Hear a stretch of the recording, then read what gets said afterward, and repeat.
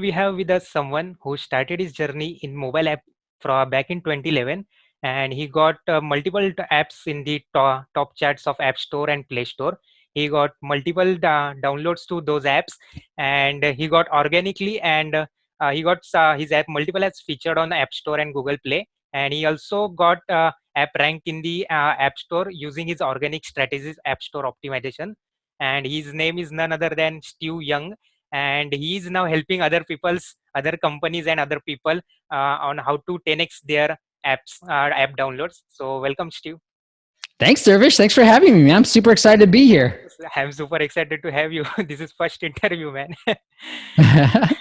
Thanks for coming here. So could you share more about you? Yeah. So, excuse me.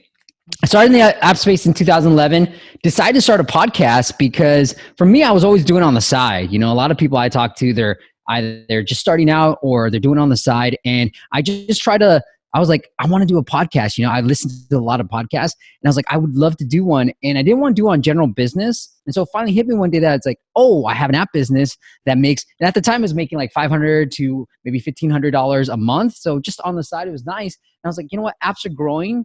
Let me start a podcast on apps and try to learn from my heroes in the space to see if I can grow my app downloads and turn this side business into a legitimate business. And so I started doing that in 2013.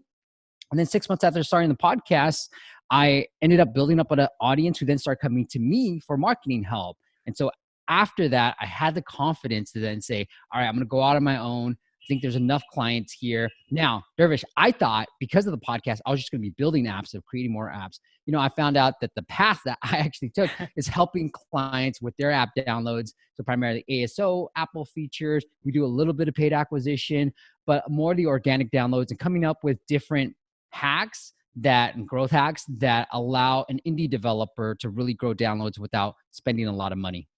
Nice, nice. So I'm also starting journey in podcast. I was in game development and now starting in podcast. So I feel like it's 2013 for me, for you so same like me in 2020 now. Feel like that. So Nice, man. yeah. So man, when you started, what are the difficulties you faced, and what are the same difficulties people in 2020 might face, and how you can help them avoid that? Man, back when I started, it was so much easier to get exposure, right? Like it was like you put it in the app Exactly. store. 2011, I put it in the app store and I would get thousands of downloads for free, right? These days, it's not so much. And so these days, I feel like the biggest mistake app developers and game developers, I know that's what your audience is, they make the mistake of, I love creating games. I love playing games, right? Let me Exactly. create some games and let me just put it in the app store and that's it, right? And not treating it as a business. And so kind of thinking through how am I going to monetize? How am I going to make money? How am I going to get exposure? Where are these people? And then thinking through like a normal business would, right? Like we have to think about all these little parameters. And I think game developers, the biggest mistake is I saw this game. There are things wrong with it. I can make it better. And it's too similar. And they try to make it too similar and launch it thinking that they'll get the same success. And it's not those days. Because back in the days, you could reskin a game and then copy the ASO and then And boom, you you're will off make and running. fortunes. Yeah, but not it's so much harder these days. So these days it's really thinking through your complete marketing plan, how you're going to monetize, how you're going to grow, and it's just you can't just rely on ASO anymore. You're going to have to one of your questions is you're going to have to pay downloads, right? And you're going to have to Exactly. figure that out. And so So all those have changed. yeah, so that was the question. Means the other question was like, is paid downloads necessary when you are starting to get initial kick? I think it helps, right? And especially on Google Play, it's going to certainly help because what I found is like Google, because they're so sophisticated with SEO and ASO is now just a stepbrother Exactly. or a Yes. brother or sister of a SEO. SEO.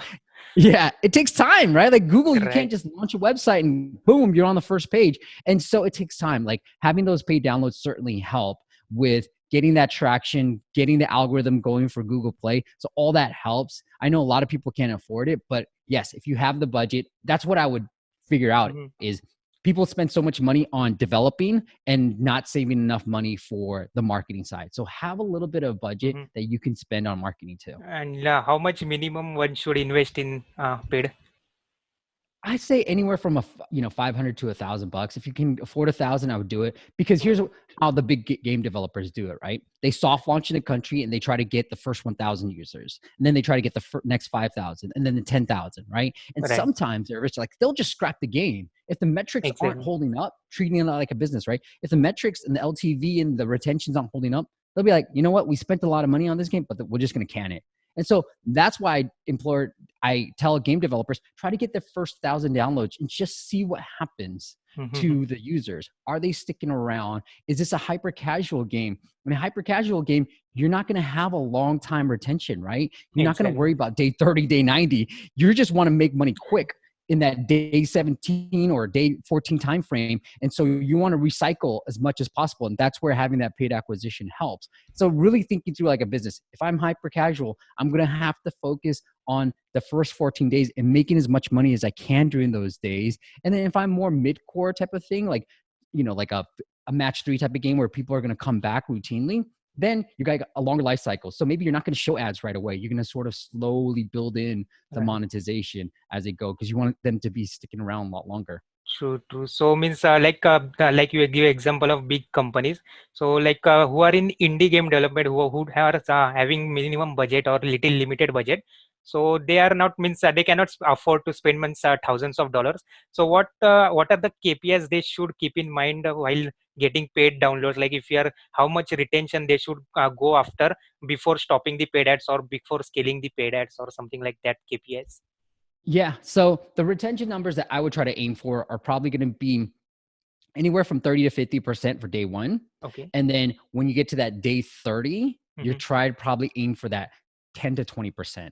Okay. Really small numbers, right? You And think about it, and right? D7, day 7. Yeah, right. So day 7, I think would be anywhere from 20 to 30 would be a good 30. number to hit. Right. And so there's a bunch of numbers out there that you can Google, but Mhm, those are the numbers I would focus on. Now, if you're hyper mhm. casual, then you want to really want day 1 high retention rate, right? So Right. 70 to 90%, and then day 7 probably like 50 to 70%, and then figure that out. Because I've had people on the podcast and I can't remember the exact numbers, Mhm. but Voodoo, a big Wo- publisher for hyper casual Yes, they 50, games, then you require 50%, right? Right. yeah, they're going after those numbers. So you probably know those numbers better than I do, but it's like they're going after those numbers. If they don't see those numbers, like, no, we're not going to publish your game. Mhm, mhm. Cool, cool. So, That's what I would recommend. If you have no mhm, budget, like right, go like pitch Voodoo, right? Because they're going to spend exactly, some money on your game, and they don't even care about monetization. They're like, I don't care, just something exactly, simple. They're going to spend a little bit of money on it, and then you're going to see the metrics, and you're like, oh, and it wasn't your money, right? And so you're exactly, like, and then if they exactly. say no, then you probably should build a better game. Exactly. So that's the other question. Sometimes people test with Voodoo. Like I've tested several games with them, and the retention was around 35 to 40. So they do not get because they want 50% retention to accept and do deal with us. So what the guidelines you will give to indie developers? Should they change the game and try new game, or should they can release the game on their own using ASO, or they should scrap? What's your advice on that? Was it 50% for day 7 or 50% for day 1? Day one for 30%. For Voodoo, they require day one 50% and Okay. day 7 20%. Okay, 20%. Okay, that's good numbers. So I just want to make sure that the Mhm, audience is clear with that. Here's what I would recommend. If mhm, you want to publish it and you feel confident that it is good, mhm, then publish it on your own, or ask Voodoo. They probably, if you've got a good enough relationship, like, hey, is there anything I could do better with this game? mhm. Because then they'll help you. The other thing to recognize, and I've had multiple indie game developers like Crossy Road, Color Switch on. It wasn't their first, right? It wasn't their Right. second. It wasn't their 30th. Crossy Road was, he's been making games since he was 12, and he built a lot of different games and had that relationship with Apple to get that feature. With Color Switch, David's a great story where he worked with the publisher, but that was his 41st game, right? Yes, I 41st game. remember Angry Bird was their 51st game. I heard that. Yeah, Angry Birds 51. So like these numbers are ridiculous. So I would say like if you really believe in it, then maybe shop it around, pitch to other developers. But if the metrics aren't there, just be like, all right, maybe I'll publish it, just to Mhm. get it out there and feel like, okay, I did something, you want to ship it. But then start working on new titles. Because I think we're all smart people. You're gonna come up with different games. As you continually build, you're like, oh, you know what? This wasn't great. So let me put this little element into the next game and let's see if that retention increases. Yes, yes. So yeah, true. That's and then coming to means in releasing. Suppose if we release the game around 40 to 50% retention mark. So means what are the guidelines for ASO? Should we go after the similar game title names, or should we create our own niche or some? Could you give advice on that? Yeah. So like with hyper casual, I don't think that ASO is that important because who's searching for a Exactly. ball that goes up and color changes True. color, right? Or a little rabbit or chicken that crosses the road, right? And so I don't think ASO personally is that important for hyper casual games. Like if it's going to be a voodoo type of game, it's ASO. I'm sure voodoo does no type of ASO, right? Exactly. And so I Mhm. wouldn't worry too much about that. But if you have a sort of like a mid-core game Very that's cool. matched your logic puzzles or crossword puzzles, things that people are going to be searching for that type of game, then ASO becomes important. And so what I'll say is while you're building the game, because I know your audience is game developers, right? They're going Right. to know how to make games. And so things to focus on from an ASO perspective are going to be your bundle IDs. So Google Okay. Play and Apple, they're both indexing the bundle IDs, the little Okay. That. string. So make sure you call things the right, you have those good keywords in that bundle. .coms, crossword puzzles, whatever you want to call it, right? Okay. Domain.com. Mhm. And then with Apple, same thing. The other thing is in-app purchases actually are indexed as well. And so start paying attention to that. Okay. And so those are the little things that you can start thinking about as you are building a game, what kind of bundle IDs. Because once you launch it, you can't change those things anymore, Exactly. right? Mhm. Except the in-app purchases. But Yeah, so the that bundle was ID little is pretty like important. regarding in-app purchase. So they are is they index the in-app purchase as well, their titles and name, App I'm Store sorry. and So means regarding you share mentioned that have keyword in your in-app purchase package as well. So do yeah, Google and App Store both index that? I know positively 100% that the App Store does Okay, iOS, but I'm not sure about Google Play. okay, cool, cool, nice. And regarding means what are the means other advice on title? Should we include the title keyword in the title and subheading as well, or should we only include keyword one time in the title? Yeah, look, with Apple, like you should put it in the title. You should optimize the subtitle as well. I haven't found that repeating it helps because back in the day you could repeat it and helps. It does Exactly. help, but now it doesn't help as much. And so what I would do is just put in the title. Title is going to be the most important. Subtitle is important. On Google Play, what we found is having more social proof in the short description is actually more important because yes, having those keywords are good, maybe a couple of different Mhm. keywords, but like number one rated blah blah blah blah blah, right? And so we A/B tested this with a client and we saw a good uplift. It wasn't like huge, but like 11% uplift by changing the subtitle to be more social proof oriented. So we said like 800,000 numbers included, blah, blah, blah, try to convert users rather than stuff keywords. Right. And Got so it. we did Got an it. A B test on that. And we saw that the short description, if we Mhm. have that, that's good. With Google Play, like there's not much that's shown. So it's the app icon, it's the app title, and I think it's the short description. That's all that's showing the search results. And so those are the three parameters that I would start testing with because we noticed that, app icons really in the big game developers. I just interviewed somebody from Tilting Point, they're Mhm. always testing the app icons, App icon. what's Yes, shown. right. And then on iOS, the screenshots are shown. So you're constantly testing the screenshots and seeing what Mhm. messaging actually works on there. And with iOS, you can't just A B test like you can on Google Play. So you're going to have to run some search ads to Mhm. A B test So, those screenshots. so do you have any means advice on how to means A/B test on App Store? Anything to A/B test the icon or something like that? What's that? Means any means tool there is there any tool to A/B test on App Store? No. And there are tools, but I don't personally like them. Like, And I've heard mixed stories with them, like split mhm. metrics. And that's the big one that allow you to sort of implement it. The people that Fun Run I interviewed, and they said they A B tested different app icons on Facebook and just said which one performed better. They went with Okay. that. And so they actually had the bloodier one perform Mhm. better for Fun Run, but they decided not to use that one. They're like, that's probably too bloody for the So type now of game we want to every promote. fight game will add the blood in the icon. Yeah, exactly. Exactly, man.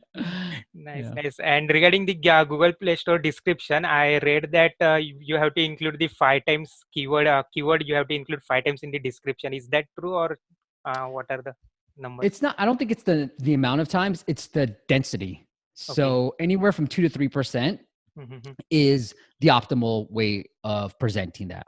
And so I would say 2 to 3%. It's not the number of Mhm. times. It's just there are, and I found some tools out there that I want to share, but essentially there are some tools that show you the keyword density of your long description. So you want to Mhm. aim for that 2 to 3% frame. Because Google, they're smart. Like you don't want to Right. spam it, but if you stay within that 2 to 3% frame, you're going to be okay.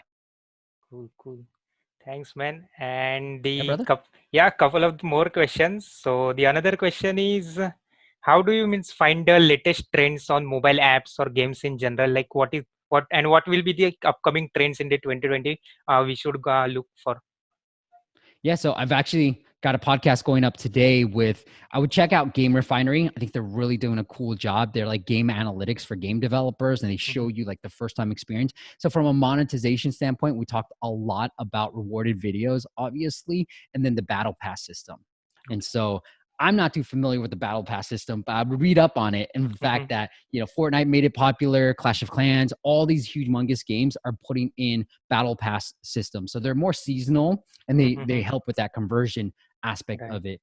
With games, I feel like you just got to study the top charts, right? Mhm. You just have to figure out how to remix it. And if you think about color switch, and I love David's model for doing this, he wasn't the first one to come up with the ball jumping, right? There was a game called Right. Flight from Exactly. another friend, and I was like, Mhm. David, this looks like Flight, and he's like, Mhm. yeah. I looked at it and I was like, this is a cool concept, but he looked at other elements like Uno and all these board games and they have this switching color, right? Switch color, switch color. And he's like, oh, that's kind of cool. So he sort of just blended those two together and said, oh, this is the way to do it. I'm going to make this feature, which is the color switching. It's not the part of the main game, but it's just a feature of the game. I'm going to make it the main part of the game. And he's going to utilize the flight mechanics. If you look at flight and you look at color switch, they're pretty much the same mechanic, but I love the color switch idea because it adds a little bit more dimension to it. And so that's what I would start thinking about is if you see a popular title, think about real world games that have been around forever. And that's what David talks about is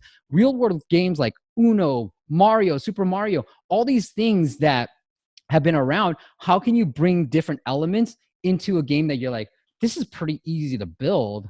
How do I build a real, like, how do I make this even cooler? Module And over that's how that I and would pick. do it. Right. Yeah, Right. keep playing games. Like download Cool. all the voodoo ones, all the ones that are in the top charts. Download them. Look, learn from the mechanics. Oh, I really love this mechanic. I really love how they did this, and that's pretty much the best way to stay in trends. Nice tips, man. And the final question is, I know you are short on time, so the final question is, I got all uh, the time, man. you We're all all got locked all that. down. Cool, nice, cool. So means, what are the means tips on how to get featured on App Store or Google Yeah, Play Store, and how to get into that sneaky team? I've shared this in the past and it still works. So each platform has their own forums. So find Right. them. Google Play makes it a little bit more secret, but iOS, it's appstore.com/promote. Utilize them. Mhm. With games, you want to promote it before it goes out. So I'll give you a couple of tips. With Google, there's a beta version, right? So Yes. always do that beta because you can Mhm. get featured in that beta version and get tremendous amounts of downloads. A Okay. couple of my friends like, oh, I got like 5,000 downloads a day Mhm. because I'm being featured in the beta section.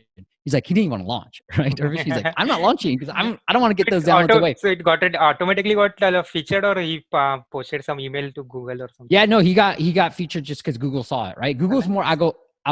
based on algorithms. And so if you can drive that initial traffic, maybe find a Reddit, subreddit, wherever you can do to drive traffic to that game while it's in like beta version, that's going to help out because it's all there. With Apple, same thing. There's a pre-order version, and usually we got a client featured in that pre-order section. So definitely utilize that, right? And Nice. with Apple, here's what I've shared in the past is try to find an app store manager Mhm. on LinkedIn, right? You can put Okay. App Store in the LinkedIn But search. does that Look, really work? it works, dude. It works even better when you're not in the US. So don't try to pitch the US. If your developer country is in India or Australia or Canada, go after those people. And the key is to make sure that you have some rapport. So I saw this tip and I love this because I got this cold email from somebody, right? I'm Mhm. gonna share this tip with you because I'm like, this is brilliant.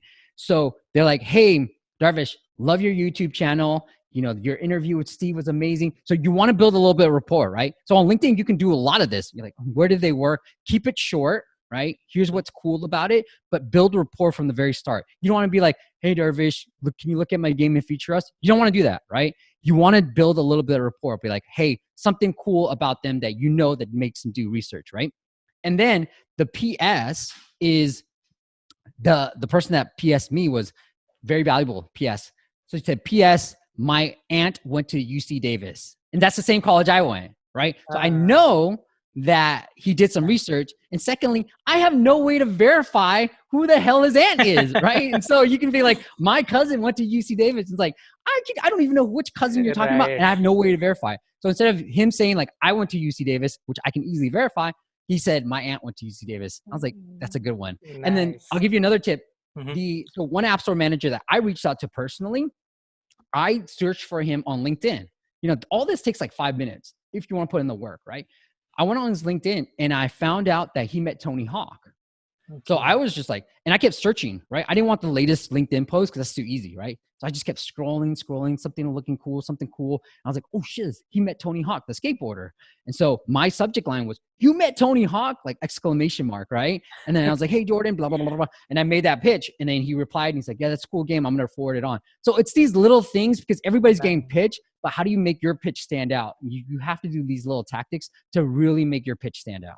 Nice. So means when I go to LinkedIn and search for, means I get one question like they might be knowing this same trick, like we might be getting into their sneaky inbox with using this trick. So is that really works? So currently right now in 2020, because they may be aware that we will do that. Yes, I got a client featured in 2020, and I thought his app was okay at best because of this LinkedIn strategy. And he was somebody who we did all the research for this client, and he found out that they grew up in the same town. So the subject line was like, hey, from one Midwesterner to another. And then he changed it around. He's like, hey, I grew up in a nearby town, blah, blah, blah. And here's my app, And so it's about finding some mutual rapport with somebody, because we're all humans, man, right? We don't want to be pitched, but if we find some similarities between each other, then that helps out a lot more than anything else. So, I mean, that's powerful, right? Like I told you, I was born in Burma, and for the longest time, Dervish, I thought samosas were Burmese food. My family never told me. They're mine. Yeah. And so I was like, oh, and we say aloo as well, which means potato. But my wife is half Indian, and she's like, Faluda is not Burmese. I was like, what?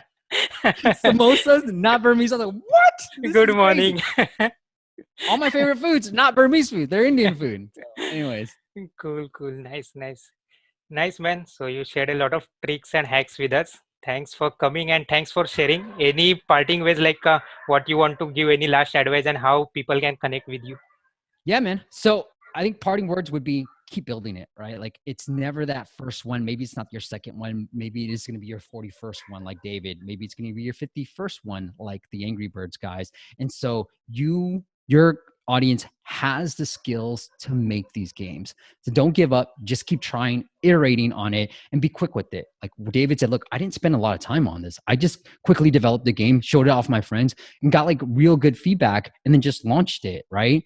And so you're going to find different elements of what you learn from each launch and just keep doing it, because I think you guys got the skill sets. I don't have the skill sets to just make these games, right? And so keep doing it. Like a lot of times we hear these stories and you just hear the success, and you don't hear like the constant working underneath. And so think of that. And then if you guys want to learn more, just check out appmasters.com. I'm sure Dervish will link to our YouTube channel as well. We share a lot of ASO tips and not a lot of game stuff, but Dervish, this was awesome, man. I'm super excited that you're doing this, and I'm super excited that you said yes to me coming on to this. Yes, man. Thanks for opportunity and that mail. Glad I replied to that mail.